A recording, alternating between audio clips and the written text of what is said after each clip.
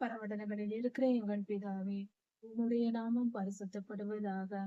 எங்கள் தேசத்தில் சமாதானத்திற்காக ஜெபிக்கிறோம் சுவாமி. தேசம் எங்கும் சமாதானம் உண்டாகட்டும். சண்டைகள், சச்சரவுகள், உள்நாட்டு பிரச்சனைகள், போராட்டங்கள், வன்முறைகள் போன்ற எந்தவித இருளின் கிரியைகளாய் இருந்தாலும், தீமைகளாய் இருந்தாலும் அதை எல்லாம் நீக்கி போடும். எங்கள் தேசத்தை சமாதானமுள்ள தேசமாய் மாற்றும். எங்கும் சமாதானம் உண்டாகட்டும்.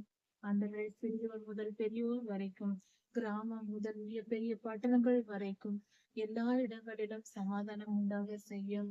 கர்த்தாவே, எல்லா பொல்லாப்புகளும் நீங்கி போகட்டும். பொல்லாத தீமைகள் எல்லாம் நீங்கி போகட்டும். தீயவர்களின் செயல்கள் செயல்படாமல் போகட்டும். தீமை அழிந்து போகட்டும். நன்மை வாழ்ந்து வளரட்டும்.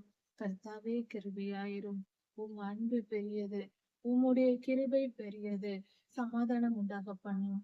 கர்த்தாவே, எங்கள் தேசத்திற்குள் மட்டுமல்லாமல் உலகெங்கும் ஒவ்வொரு தேசமும் இன்னொரு தேசத்தை நேசித்து சமாதானமாய் இருக்கும்படியாய் நீர் கிருபை செய்யும்.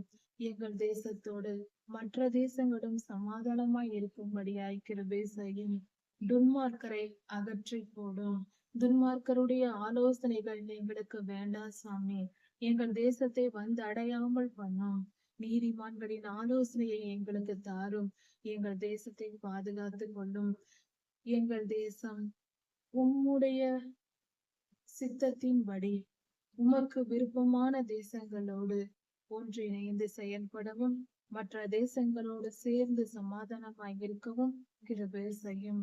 பொல்லாப்புக்கும் பொல்லாங்கான மனிதர்களுக்கும் பொல்லாத தீமை செய்கிற துன்மார்க்கருக்கும் எங்கள் தேசம் சேர்ந்திராதபடிக்கு, அவர்களோடு சேராதபடிக்கு எங்கள் தேசத்தை காத்து கொள்ளும். உம்முடைய சித்தத்தின்படி மனிதர்கள் வாழ்ந்தால் அவர்களுடைய எதிரிகளோடும் சமாதானம் உண்டாகும்படி செய்வீர் என்று உம்முடைய வேதவசனம் சொல்லுகிறது. அதுபோல எங்கள் தேசத்தில் எல்லாரோடும் சமாதானமாய் இருக்கும்படியாய் நீர் கிருபை செய்யும். உம் அன்பு பெரியது, உம் கிருபை பெரியது. நன்றி சுவாமி. துதியும் கனமும் வல்லமையும் மகிமையும் ஸ்தோத்திரமும் பலமும் சதா சர்வ காலங்களிலும் உண்டாவதாக. ராஜாதி ராஜா யேசுவாவின் நாமத்தினால் பிதாவே, ஆமென். மாரநாதா.